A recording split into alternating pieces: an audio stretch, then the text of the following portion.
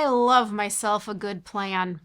I'm a planning nerd, you could say, and this has been the case for me for many years, evidenced by the fact that the Christmas gift I was most excited about my junior year of high school was this, a Franklin Covey planner. I love the idea of making lists, checking them off, knowing that when I head into the next day, into the next week, I have a good sense of what to expect. And then when that day has come and gone, I can say, I knew things were going to go like this. They went just like I wanted them to go. Anyone with me? Well, this series is focused around the idea of second chances, something that I think we all hope for. We all want them for ourselves. We all want them maybe for others in our lives. And today I want to take a step back and name something on behalf of all the planner types in your life. Take this as a true confession from a planner. Sometimes I don't even imagine myself ever needing a second chance because I believe that my plan is so good. I believe that I have thought through all the possible scenarios that might disrupt my plan, and I've adjusted things accordingly. So much so that I can see the other side, I can dust off my hands, and I can believe that the list will be checked off. There will be no need for a second chance. Now, you might hear me say this and you might roll your eyes and you think, that's ridiculous. You are completely conceited in everything you just said. That you have some gall to actually say that out loud. And you're right. It does sound pretty arrogant for me to admit that. But I can honestly tell you, it doesn't start from a place of pride. It starts from a place of hope. When I plan a trip for my family, for example, I think through all of the possible scenarios. I pack all of the possible emergency items. I assess our surroundings to plan for a smooth trip. When I help plan an event at work at the church here, I try to anticipate what else is going on in the community, what people do we need to specifically invite, and what messaging is going to be the best that we can help people understand the purpose of such events. But there's a problem with this, of course. There's the obvious problem. What happens when something doesn't go as planned? But then there's another problem.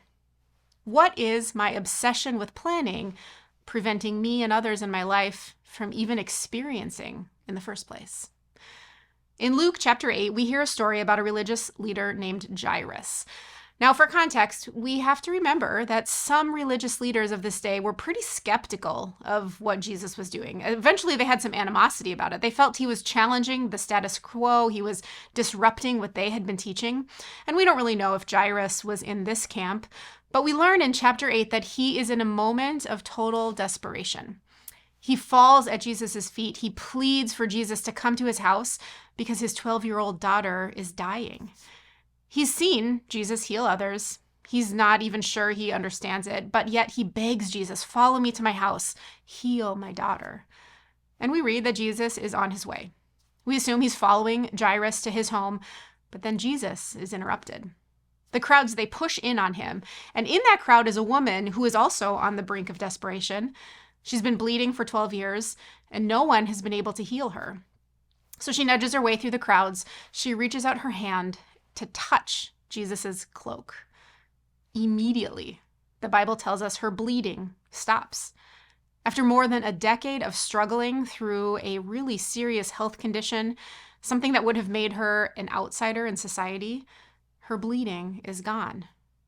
And then we read that Jesus pauses. Who touched me? He asks his disciples. And it's like they look around and nervously say, Jesus, there are a lot of people here pressing in around you. I'm pretty sure everybody touched you. Now keep it moving. We've got this 12-year-old girl that we are getting to. But Jesus doesn't let it go. He wants to know who touched him. And then we hear in verse 47 that the woman, seeing that she could not go unnoticed, came trembling and fell at Jesus' feet. In the presence of all the people, she told why she had touched him and how she had been instantly healed. And Jesus, he says back to her, daughter, your faith has healed you. Go in peace. And then in the very next verse, we hear it reported that Jairus' daughter, she's died. This synagogue leader had a plan. He was leading Jesus directly to his house, and his plans were thwarted, and now the worst has happened. We can imagine that Jairus would have felt devastated. He maybe felt angry with the crowd or with that woman, disappointed that Jesus took his time to stop for her of all people. But Jesus keeps going.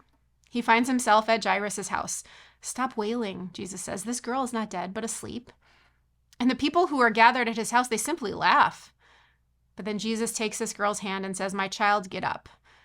And get this, she does. Everyone is stunned. But before their eyes, Jairus' daughter was healed.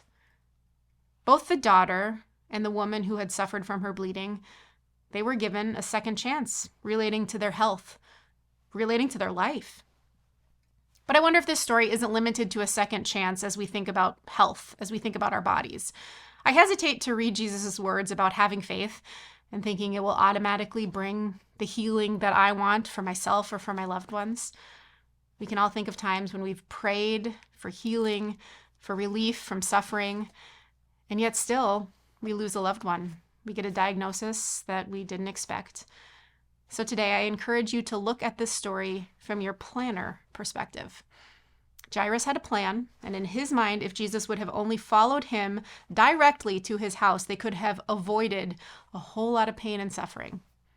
And yet the Bible tells us about this unnamed woman, basically the opposite of a religious authority, who, because she put herself out there, was not only made whole after years of living as an outcast, but was also able to tell her story.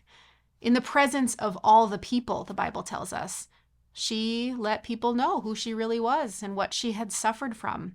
On the sidelines, sometimes in the midst of all these people, being healed obviously gave her a new edge on life. But what else might have changed through the courage that she had to share her story? Through the moment that Jesus allowed her, invited her to share her story, having people see her where they would have ignored her before. What kind of ripple effect might that have had on the entire community? Jairus didn't even know this bleeding woman needed a second chance. He was focused on his own plan. But Jesus' power to give second chances goes way beyond our ability to devise and carry out a plan. So today, I encourage you to ask, where is your perfect plan actually closing you off from possibilities? Not only for yourself, maybe especially not for yourself, but for the community of people around you. Those you see, those you've ignored for years. I pray that God can give us all the courage to take off our blinders, to surrender our plan, and to realize that Jesus is willing to give us more second chances than we could have ever imagined in the first place.